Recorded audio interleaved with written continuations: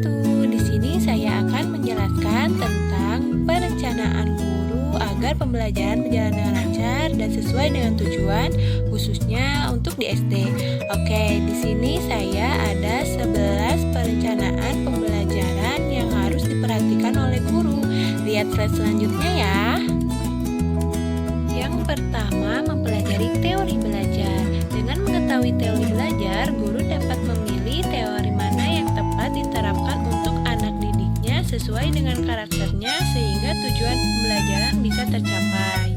Baik itu dapat menggunakan teori akan tujuan mengubah perilaku siswa atau dari segi kognitif agar kita dapat menyesuaikan dengan tingkat berpikir siswa, dan teori humanistik agar kita mengetahui cara belajar sebenarnya peserta didik. Yang kedua, mengembangkan silabus. Tujuan utama mengembangkan silabus yang pertama, memberikan gambaran mengenai pokok-pokok program yang akan dicapai dalam suatu mata pelajaran. Yang kedua, sebagai pedoman acuan bagi pengembangan pembelajaran lebih lanjut, yaitu dalam menyusun RPP, pengelolaan kegiatan pembelajaran, penyediaan sumber belajar, dan pengembangan sistem penilaian. Nah, bisa dilihat ini adalah poin-poin komponen dalam silabus. Yang ketiga, membuat RPP atau rencana pelaksanaan pembelajaran. Dengan perencanaan yang matang dan akurat akan dapat diprediksi seberapa besar keberhasilan yang akan dicapai. Oleh karena itu akan terhindar dari keberhasilan yang sifatnya untung-untungan, sebab segala kemungkinan kegagalan sudah dapat diantisipasi oleh guru. Dalam perencanaan, guru harus paham tujuan apa yang akan dicapai, strategi apa yang tepat dilakukan sesuai dengan tujuan yang akan dicapai, dan dari mana sumber belajar yang dapat digunakan. Yang kedua, sebagai alat untuk memecahkan masalah dalam proses belajar mengajar. Ini adalah komponen RPP di kurikulum 13.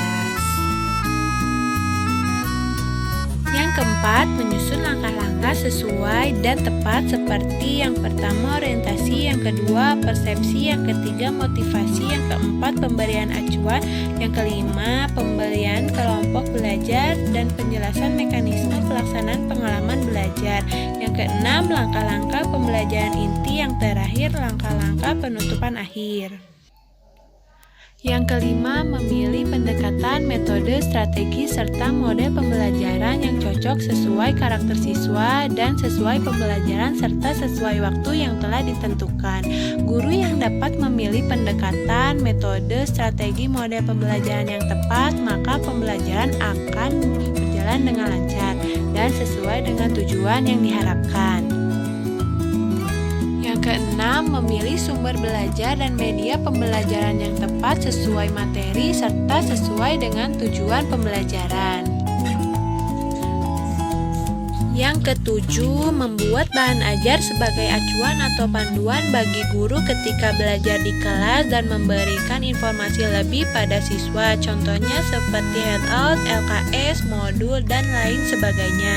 Selain panduan lebih untuk guru, guru juga dapat memberikan informasi lebih tentang pelajaran.